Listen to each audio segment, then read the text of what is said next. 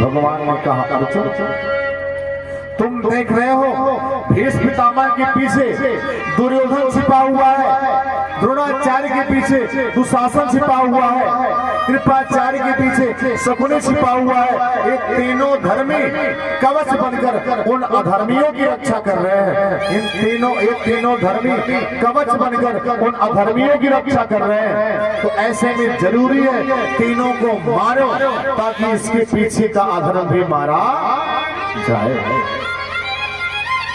अगर धर्म अधर्म की रक्षा करने लग जाए, मैंने कहा डॉक्टर साहब, धर्म अधर्म की रक्षा करने लग जाए तब उस धर्म को तोड़ने में कोई संकोच करना नहीं चाहिए। कोई संत के वेश में पाप कर रहा है तो आप उसके वेश का संकोच करेंगे, आपको उसकी मर्यादा को तोड़ना होगा। बेशक संत के रूप में है, लेकिन अगर पाप बढ़ा रहा है तो संत के वेश का संकोच ना करते हुए उसे दंडित कीजिए ताकि और अधर्म बच जाए। क्यों डॉक्टर साहब, है ना?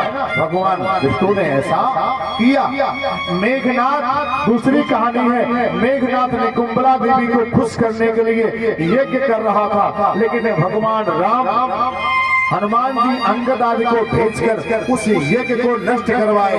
यज्ञ धर्म था ना, लेकिन उस धर्म को भी नष्ट करवाए क्योंकि लग रहा था इसका यज्ञ पूरा हुआ तो फिर पाप बढ़ा देगा, फिर अधर्म बढ़ जाएगा। एक यज्ञ नहीं तोड़ेंगे तो दुनिया में कितने यज्ञ तोड़े जाएंगे। अगर मेघनाथ की शक्ति कम नहीं हुई, इस यज्ञ को नहीं तोड़ा गया तो दुनिया में कितने यज्ञ नहीं होने पाएंगे। ये सारे तमाम तरह के यज्ञों को तोड़ डालेंगे। जैसा कि रावण बहुत सारे ब्राह्मण संतों को मारता रहा, एक नहीं होने देता रहा, तो उन हजारों यज्ञों को बचाना है तो एक यज्ञ को तोड़ना है। हजारों पतिव्रताओं के पतिव्रत धर्म, उनके पति की रक्षा करनी है तो एक वृंदा के पतिव्रत धर्म को तोड़ना जरूरी है। प्रेम से बोलो हनुमान जी महाराज की। भगवान विष्णु जालंधर के रूप में वृंदा के पास आए। वृंदा वृंदा के पतिव्रत धर्म को नष्ट करती है भगवान विष्णु। वृंदा जान पाई तो वृंदा को क्रोध लगा, आंखें लाल हो गई। आप ऐसा कैसे कर सकते हैं? मेरे पतिव्रत धर्म को आप कैसे तोड़ सकते हैं? जाओ मैं श्राप देती हूं, आप पत्थर हो जाओ। इस शालिग्राम जो है ये वृंदा के श्राप से ही बने। ये ठाकुर जी जो है, ठाकुर जी वृंदा के श्राप से ही ठाकुर जी बने हैं। संभवतः सुने होंगे और ना सुने हो तो जान लें, ये वृंदा के श्राप से ही भगवान पत्थर हो गए। वृंदा ने कहा ऐसे आपने मेरे पतिव्रत धर्म को नष्ट किया, ठीक उसी तरह से मेरा पति आपके पत्नी का हरण करेगा रावण के रूप में, है ना? श्राप दिया वृंदा ने। भगवान विष्णु ने कहा रुको रुको रुको रुको रुको।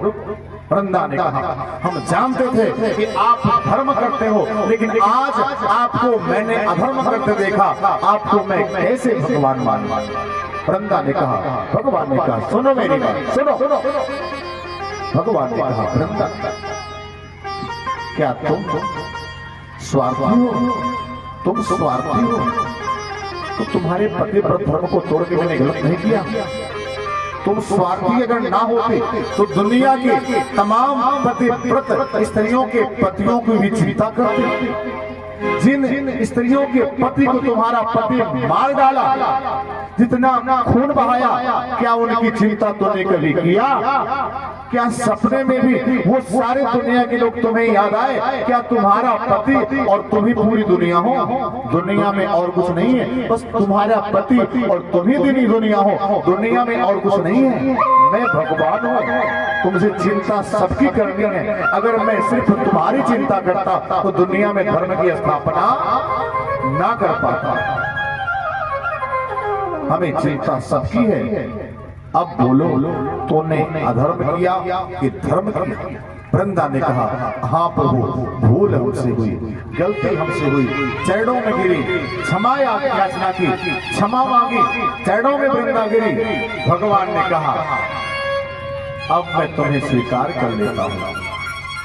जब व्यक्ति अधर्म करने के बाद प्रायश्चित करता है, मेरे शरणागत हो जाता है, मेरे शरण में गिर पड़ता है। गलती करना गलत नहीं है, गलती को गलती ना मानना गलत है ना डॉक्टर साहब? गलती करना गलत नहीं है, गलती को गलत ना मानना गलत है।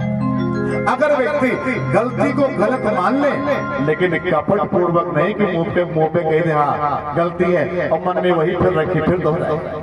मन से मान ले कि मैंने गलती किया और प्रायश्चित करे, पश्चाताप करे कि आगे फिर हमसे ऐसी गलती नहीं होगी, तो उसके गलती को क्षमा कर दिया जाता है।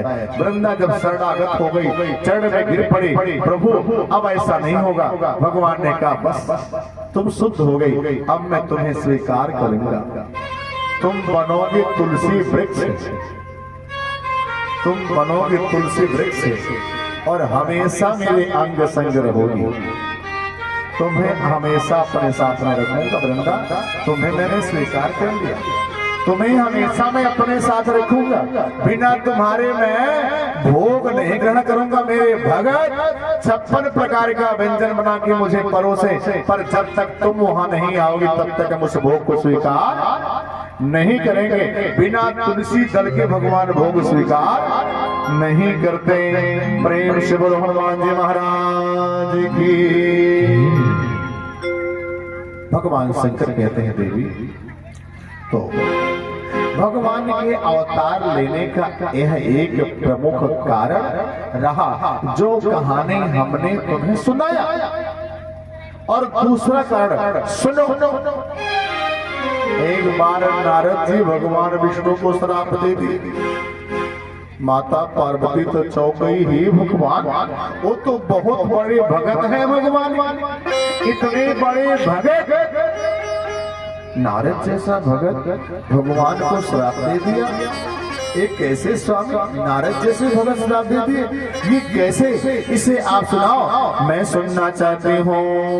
भगवान शंकर कहते हैं, हाँ नारद श्राप दिन के बाद, नारद श्राप दिन के बाद, नारद श्राप दिन के बाद, नारद श्राप दिन के बाद, कल्प तब अवतारा, कल्प तब अवतारा, गिरिजा चकित ही सुन बानी, गिरिजा चकित ही सुन बानी, नारद विष्णु भगत गुण गाने, नारद विष्णु भगत गुण गाने, नारद विष्णु भगत गुण गाने। माता पार्वती ने कहा, नारद विष्णु भगत गुण ज्ञानी। नारद जी भगवान विष्णु के भगत है, ज्ञानी भी है, फिर भी सरकार श्राप कैसे दे दिए, मैं सुनना चाहते हैं। भगवान शंकर ने कहा, देवी ज्ञानी मूढ़ ना कोई, दुनिया में ना तो कोई ज्ञानी है ना तो कोई मूर्ख है। दुनिया में ना तो कोई ज्ञानी है ना तो कोई मूर्ख है। भगवान जिसको जैसा बनाते वैसा बन जाता है। अरे बड़े बड़े ज्ञानियों को मूर्ख होते देखा गया है और बड़े बड़े मूर्खों को भी ज्ञानी होते देखा गया है। हमारी बच्चियां बेटियां भाई लोग कालिदास को पढ़े होंगे, कालिदास के चरित्र को। कालिदास तो महामूर्ख थे, जिस डाल पे बैठे थे उसी डाल को काट रहे थे। चमत्कार ऐसा हुआ चमत्कार ऐसा हुआ, अरे पंडितों की बुद्धि में विद्योत्मा ने ब्राह्मणों का अपमान किया, अपने ज्ञान से पंडितों ने बुद्धि लगाया तो विद्योत्मा की शादी महामूर्ख से करा दी। कालिदास को देखी एक बार छत पर से ढकेल दी विद्योत्मा, वो आके गिरे। काली जी के मंदिर के बगल नीचे काली जी का स्थान था, जीभ कट गई। काली माता पूछी क्या हुआ, तो कालिदास जी बोले बिद बिद बिद बिद बिद बिद, पूरा बोल नहीं पा रहे थे, जीभिया कट गई थी। तो काली जी को लगा विद्या मांग रहा है, तो काली जी ने कहा चलो तथास्तु, तुम विद्वान ही हो जाओ। प्रेम से बोलो हनुमान जी महाराज की। तो काली